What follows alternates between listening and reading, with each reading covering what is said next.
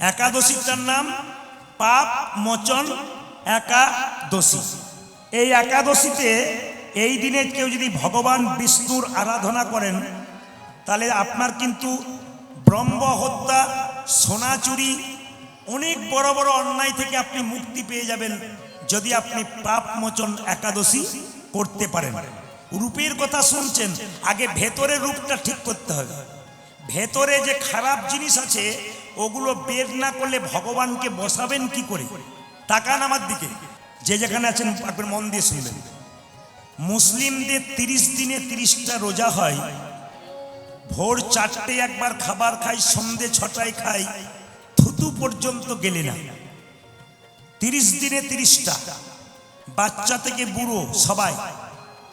আপনাদের একটা কাজ করতে হবে, 30 দিনে 30টা করার দরকার নাই, 12 মাসে 24টা, তা আবার 15 দিন পর পর।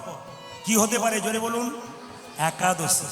আচ্ছা একটু আপনাদের বলে যাই, যদি কেউ একাদশী 12 মাসে 24টা না করতে পারেন, কটা করবেন? আপনার 4টা করবেন। কি কি? শয়ন একাদশী, উত্থান একাদশী, পার্শ্ব একাদশী, ভৈম একাদশী। একাদশী কিন্তু 8 থেকে 80 বছর পর্যন্ত সবাই করতে পারেন। একাদশীর বিজ্ঞান ভিত্তিক কারণ কি?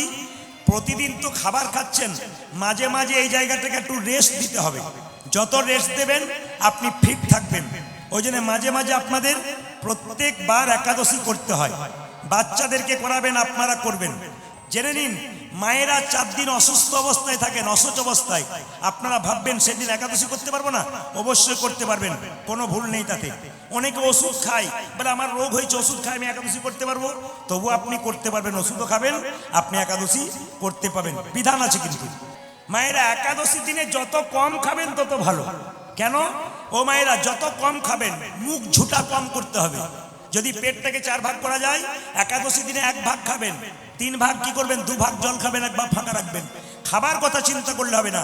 একাদশীর দিনে প্রতিজ্ঞা করতে হবে, খারাপ কিছু দেখবো না, খারাপ কিছু ভাববো না, খারাপ কিছু চিন্তা করব না। হ্যাঁ, এই যদি ভাব আপনার থাকে তবে একাদশী করা হবে। একাদশীর বার, বার মানে কি? উপবাস। হ্যাঁ, কিন্তু বার মানে কি? বার করো, বার করো। কি বার করো?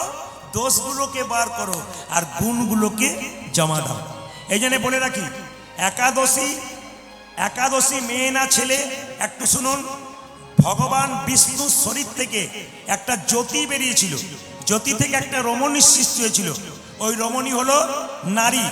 জিজ্ঞেস করেছিল, আমার নাম তুমি কি দেবে? ভগবান বিষ্ণু বলল, তোমার নাম রাখলাম একাদশী। তাতে লাভ কি? সমস্ত মানুষ তীর্থে গেলে যে ফল লাভ করবে, যদি কেউ একাদশী করতে পারে, সমস্ত তীর্থের ফল সে ঘরে বসেই লাভ করতে পারে। তাহলে মায়েরা, গয়া কাশী বৃন্দাবন যাবার দরকার হবে না যদি আপনি একাদশী পালন করতে পারেন।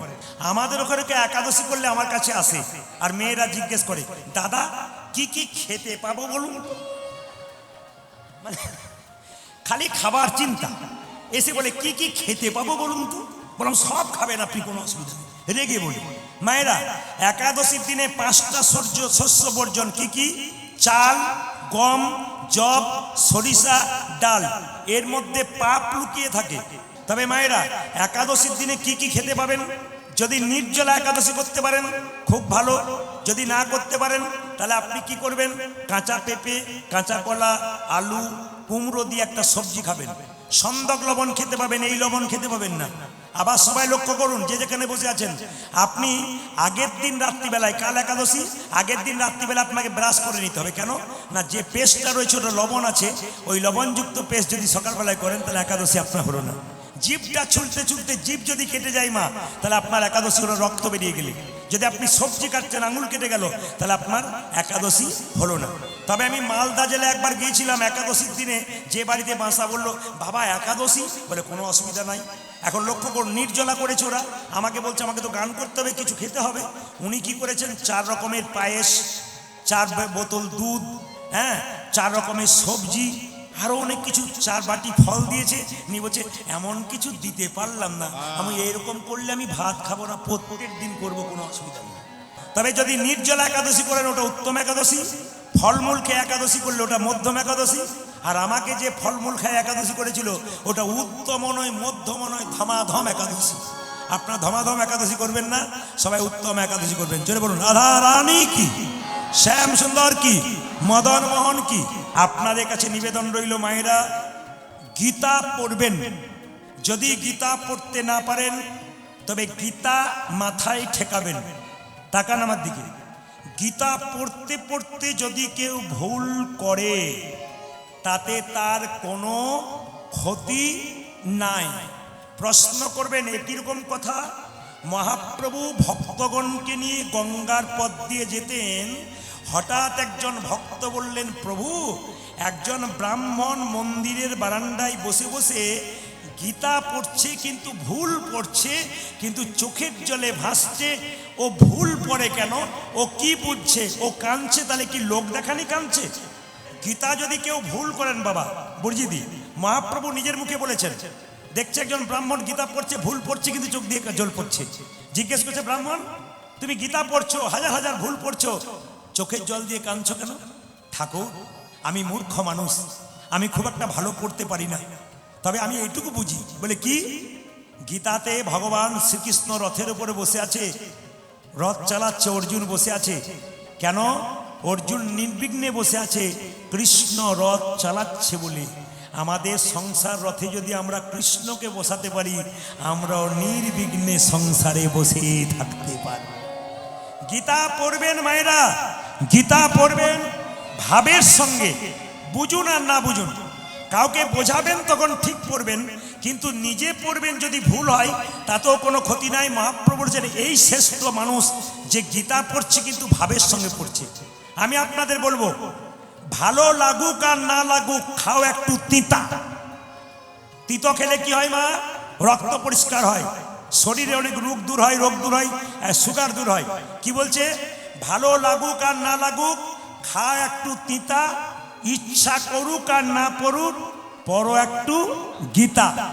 গীতা পড়ো হিন্দু ভাই, গীতার মতো জিনিস নাই, গীতাতে কোনো ভুল নাই, গীতার মতো গ্রন্থ নাই। যদি গীতা শ্রেষ্ঠ গ্রন্থ না হতো তাহলে কোর্টে গিয়ে, ও মায়েরা আপনারা বলুন তো, এক জায়গাতে বলা হয় যাহা বলিব সত্য বলিব, সত্য ছাড়া মিথ্যা বলিব না। কোথায় বলা হয়? জোরে বলুন। কোর্টে? আপনার আগে থেকে যাওয়া আসা আছে নাকি?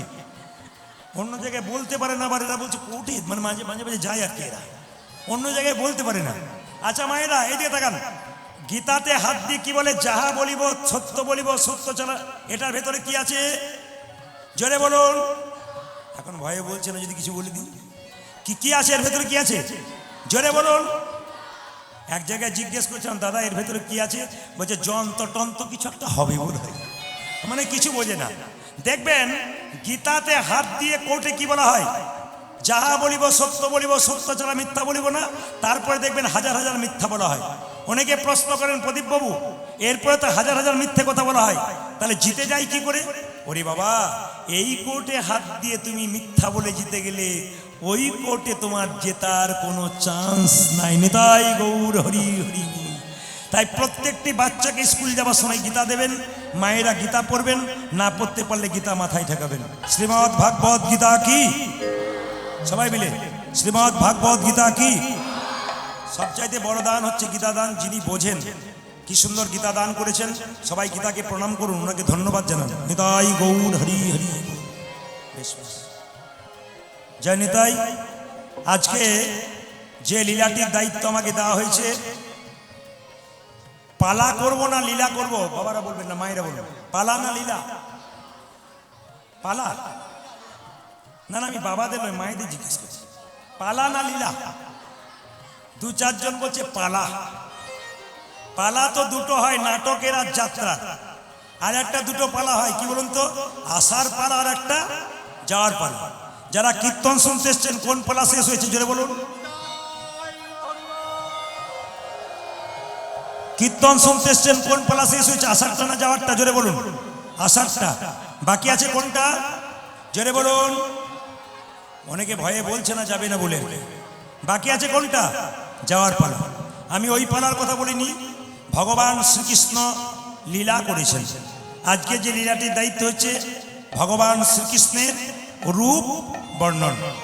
একটু আগে গৌরের কথা শুনলেন, গৌরের রূপের কথা ছোট করে বললাম, এখন কৃষ্ণের রূপের কথা হবে। একদিন বেলি অবসানকালে রাধারানী যমুনায় জল আনতে গেছে। আস্তে। একদিন বেলি অবসানকালে রাধারানী যমুনায় জল আনতে গেছে।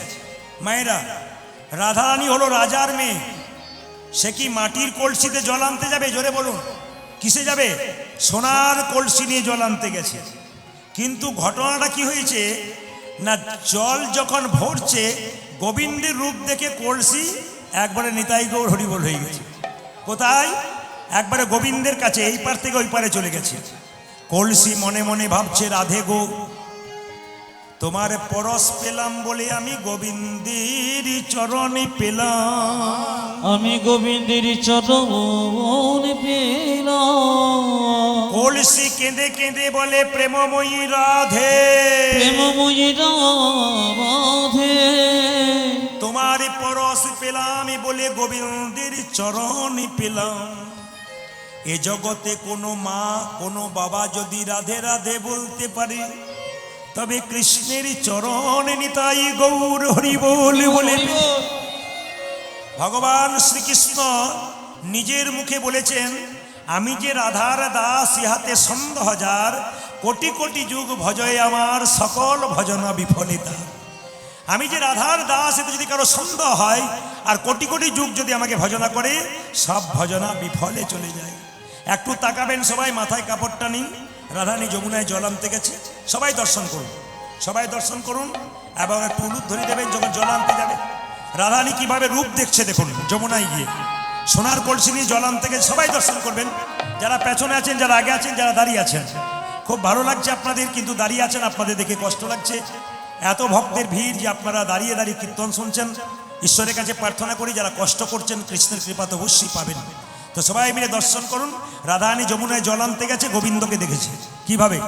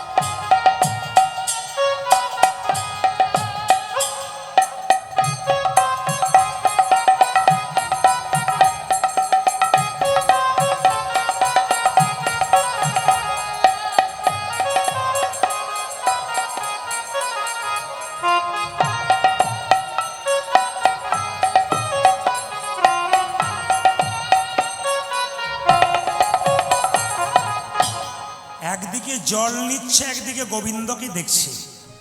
সোনালে কলসি জলে ভেসে চলে গেছে। মায়েরা, শাশুড়ি ননদিনীর কাছে গেছে, শাশুড়ি বাঘিনী, ননদিনী সিংহী। আগে দেখবেন শাশুড়িকে দেখলে বউদের এক পা রক্ত শুকিয়ে যেত, এখন আবার বউদেরকে দেখলে শাশুড়ির দু পোয়া রক্ত শুকিয়ে যায়। আপনাদের এখানের জন্য বলি নাই, অন্য জায়গার জন্য বললাম।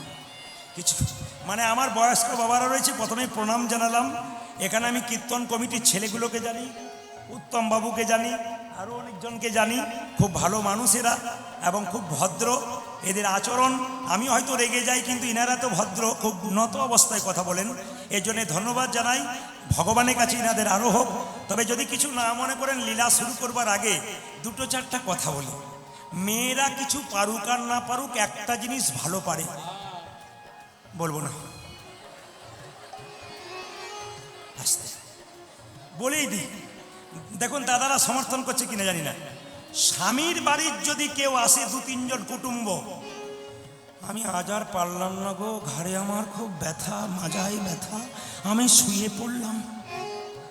আর যদি বাপের বাড়ির ভাই চলে আসে, ওরে বাবারে, তখন ব্যথা ম্যাথা না। আপনাদের হয় না, অন্য জায়গায় যদি হয়, সবাই করো। মানে দাদারা বলছে সব জায়গাতে সমান। আপনি বলুন, আমাদের বললে তো গন্ডগোল আছে। আপনি বলুন যদি কিছু কাজে লাগে। না না, আজকে বলেই যাব, কারণ এসেছি যখন তখন বলেই যাব। সবাই লক্ষ্য করুন মায়েরা, রাধারানীকে বলছে ননদিনী, এ বউ, সোনা হারানো ভালো নয়, তুই সোনার কলসি কোথায় হারালি? শাশুড়ি বলছে, বউ তো লজ্জা করে না হতভাগী কোথাকার, তুই সোনার কলসি হারিয়ে দিলি। যখন বারবার ভর্ৎসনা করে, ললিতা বিশাখা এসে বলছে, রাধে তোর বাবা তো বৃষভানু রাজা, ইচ্ছা করলে তোর বাবার কাছ থেকে 6টা সোনার কলসি কিনতে পারি, কিন্তু ওগো রাধে তুই আমায় বল, তুই সোনা হারালি কেন? লোকে যদি পিতলের কলসি পায় তবে মাটির কলসি ভুলে যায়, রূপোর কলসি পেলে পিতলের কলসি ভুলে যায়, সোনার কলসি পেলে রূপোর কলসি ভুলে যায়। তুই সোনার চাইতে কি এমন দামি পেলি যার জন্যে সোনা ভুলে গেলি? রাধারে বলছে, ললিতা রে তুই আমার মরম সখী, আপন মরম কথা না কহিবি যথাতথা, তোকে ছাড়া কি বলবো বল, তুই তো সব বুঝিস। আমি যমুনার কূলে জলান্তে গিয়ে আমি সোনার কলসি হারাইয়েছি বটে, কিন্তু গোবিন্দের রূপের নয়ন দিয়ে আমি আমার নয়ন কুম্ভ ভরে এনেছি। আমি আমার নয়নে কুম্ভ ভরে এনেছি, নয়ন কুম্ভ ভরে এনেছি। ওই আমি নয়ন কুম্ভ ভরে এনেছি, গোবিন্দের রূপে নয়ন দিয়ে নয়ন কুম্ভ ভরে এনেছি। আমি গোবিন্দের রূপে নয়ন দিয়ে কৃষ্ণ কৃষ্ণ প্রাণ গোবিন্দ বলে, গোবিন্দের রূপে নয়ন দিয়ে, কৃষ্ণ প্রাণ গোবিন্দ ওই আমি বলে, গোবিন্দের রূপে নয়ন দিয়ে, কৃষ্ণ প্রাণ গোবিন্দ বলে, আমি নয়ন কুম্ভ ভোটে জেনেছে যে। যেমন সুস্থভাবে শুনছেন তেমন শুনুন। রাধারানী বলছে, ললিতা তোরা বস, তোদেরকে বলি গোবিন্দের রূপের কথা। আমি কি দেখলাম জানিস? আরে আরে ও মুখ ও মুখ ও মুখমণ্ডল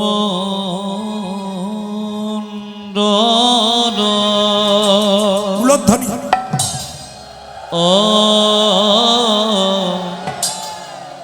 মণ্ডল জিতে যে এ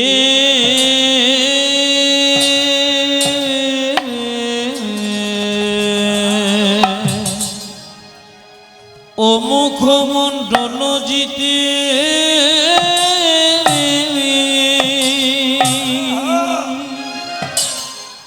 ও গো শারদ সদা সুধা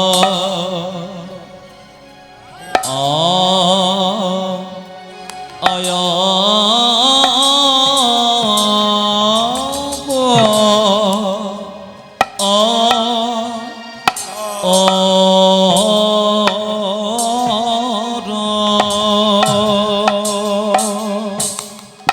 ওরে কি বসার চাঁদে কে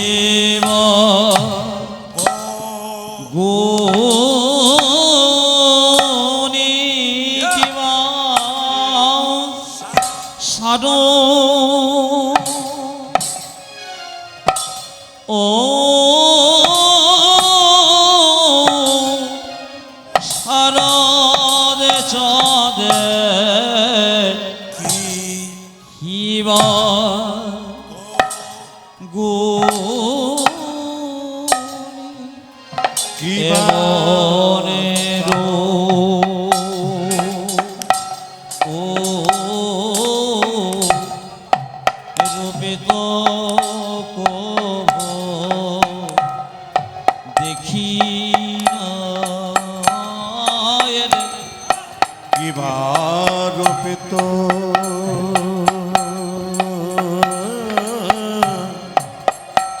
রূপিত কব দেখি নাই গো কৃষ্ণের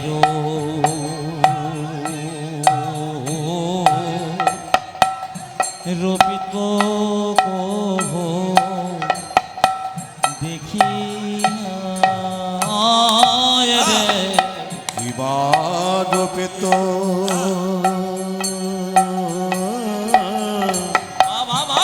রূপিত কব দেখি না আয় গো কি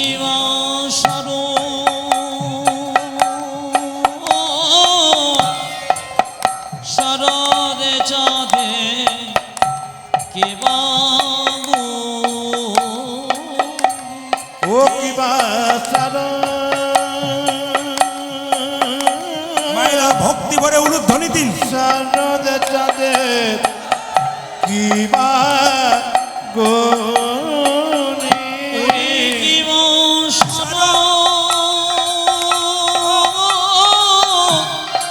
শারদী চাঁদে কিবা গুণী ও কিবা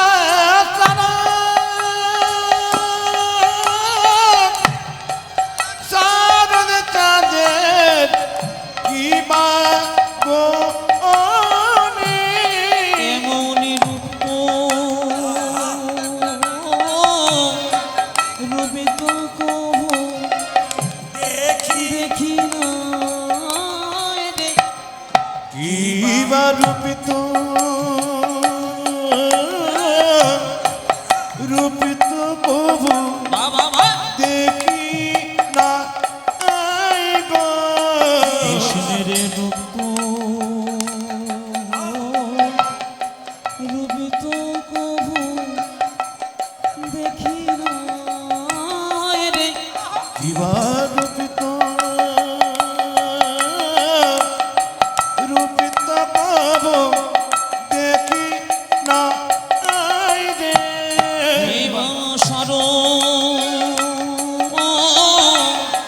শরণে চলে কিবা গোনে কিবা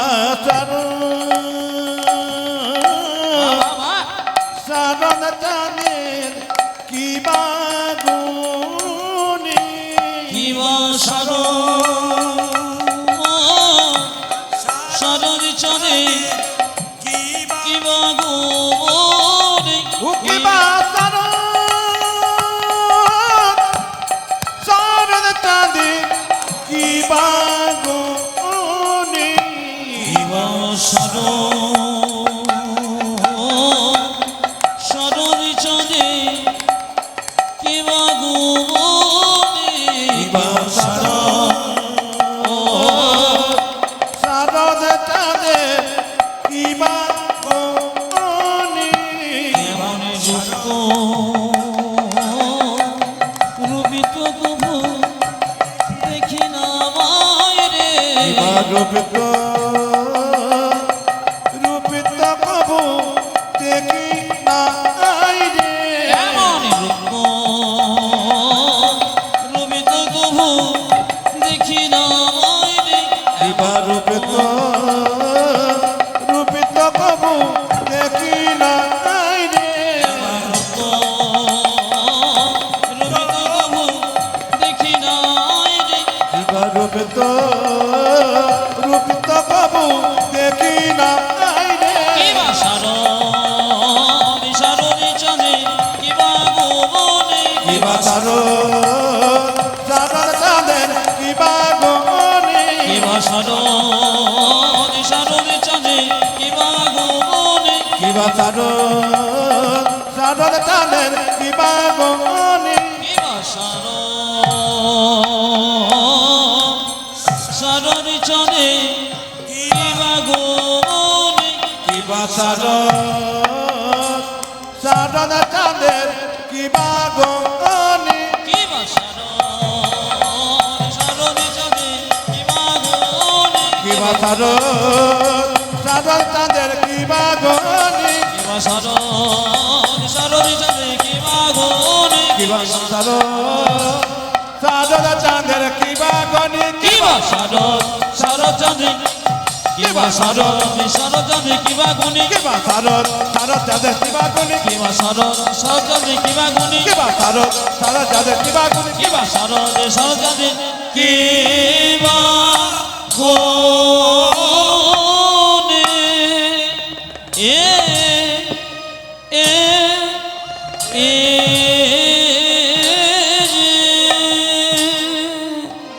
অরে রে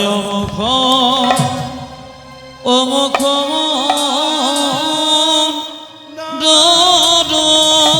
মায়েরা, ভগবান শ্রীকৃষ্ণের বদনটা হচ্ছে শরৎকালের চাঁদের মতো, আর দেহটা হচ্ছে কিরকম তমাল গাছের মতো। পদকর্তা বর্ণনা করছেন কিরকম দেখলাম, অমুখ মণ্ডল ঝিপি শারদ সুধা ও মুখমণ্ডল চিতে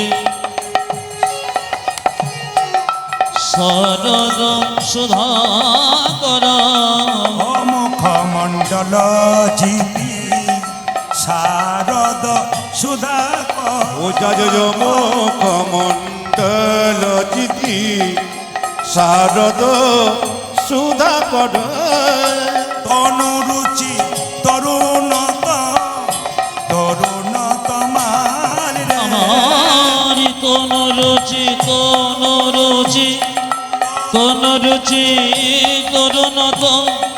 তরুণত মান রে তনুরুচি তরুণত তরুণতমার রে তনুরুচি তরুণত তরুণতমার রে ও মুখমণ্ডল জিতি শারদ সুধাকর ও মুখমণ্ডল চিতে শরদ সুধাকর গোবিন্দের রূপের কথা শুনছেন তাকান দেখলাম তমালে তরু দেখলাম তোমার তরু তমালে তরু দেখলাম তোমার তরু যে অঙ্গ নয় যেন তমালে তোর দেখলাম অঙ্গ নয় যেন তোমার তরু যে বদন নয় যেন নিষ্কলঙ্ক চাঁদ অঙ্গ নয় যেন তমালে তোর রাজা বদন নাই যেন নিষ্কল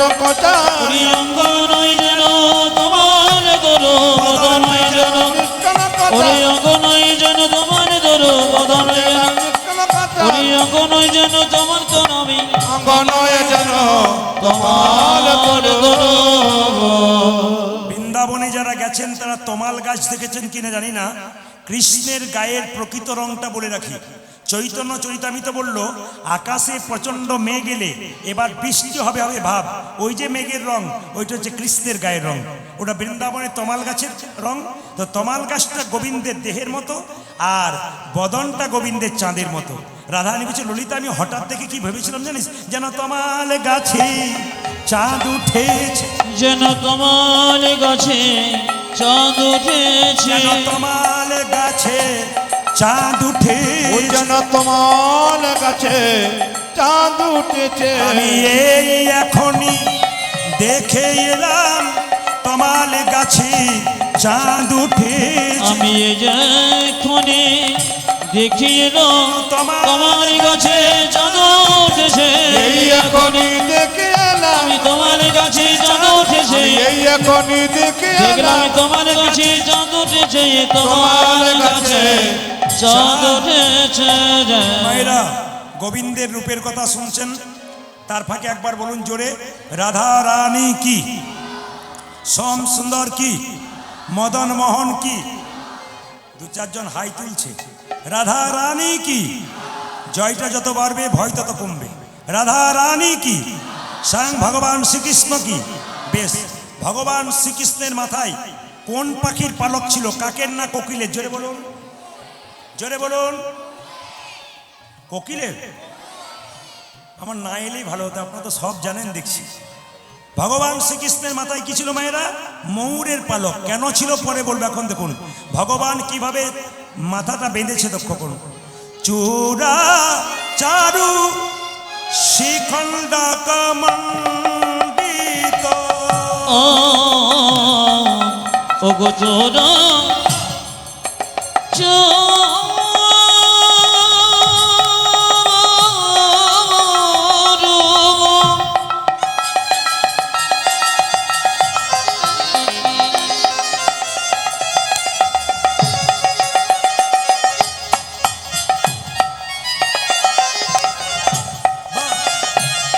কি বলবো ললিত রে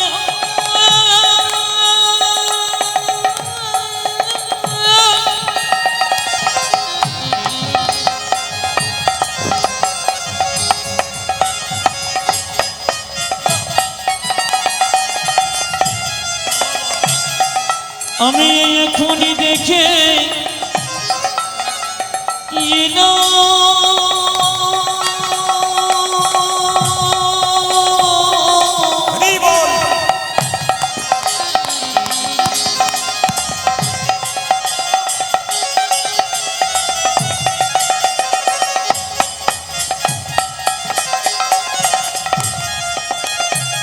কি বলবো ললি ললিতা মনে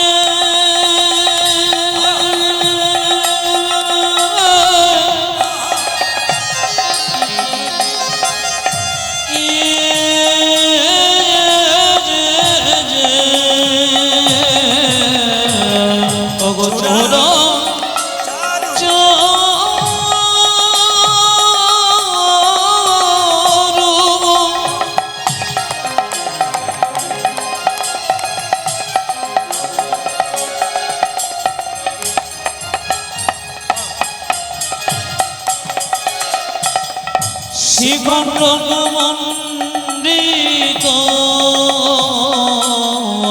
ও যে মালতী মালতী মধুকর মাল দেখে রাজ মালতী মালতী মধুকর যে মালতী মালতী মধুকর মাল দেখিল মালতী মালতী মধুকর